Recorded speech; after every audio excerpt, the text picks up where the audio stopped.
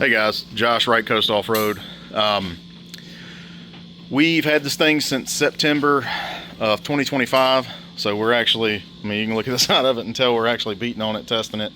One thing we've had issues with since it came out, given we're on the East Coast, is everywhere we go, doesn't matter how you're riding, how big of flares you got, whatever, you're going to throw mud, dust, heavy dust. It's going to rain on it, it's going to get water on it, and it starts to clog this factory Frogzskin up, and then your belt overheats. If you're running the rear view camera, you don't get to see your belt temp on the gauge, so it is very important to keep this thing clean.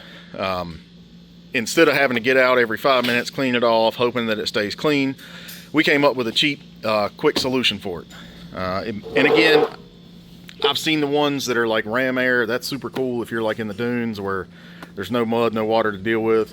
Hell, if I was in the dunes, I would have those things. They look awesome. So definitely not trying to talk down on anybody else's clutch cooling design, but for the kind of riding we do, this is what's worked for us. We've been testing it for several months now. It's worked great. We just got back from Black Mountain Sunday. No extreme belt temps all weekend. It stayed right in the middle. Never got towards the red on the gauge, and actually the H2 survived the whole trip. No belts, no axles, no nothing. So this is all it is, guys, and I'm trying to get a good video for you, but we had Frogzskin get us these set up. So it's a legit Frogzskin part, so it's going to be the same quality as the outer ones. But you just pop these two little vents here on that first down spot and there. And the cool thing is it's protected from all the mud splash and splatter.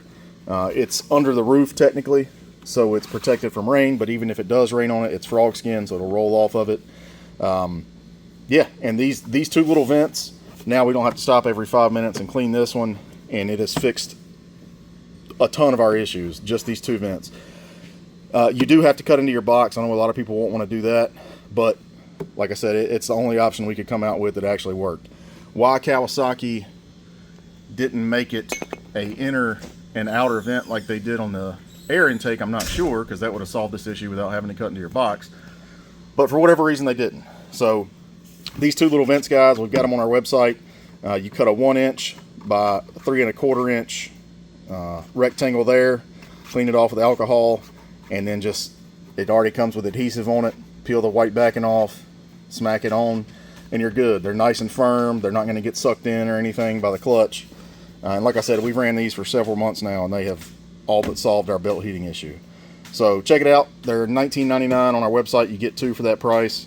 Genuine Frogzskin product, so it's going to be as high quality as this. And yeah, for you East Coast guys or anywhere else you guys ride in the mud, the dirt, the rain, must do for sure. But that's it. Thanks, guys. I'll put a link in the description. Y'all have a good day.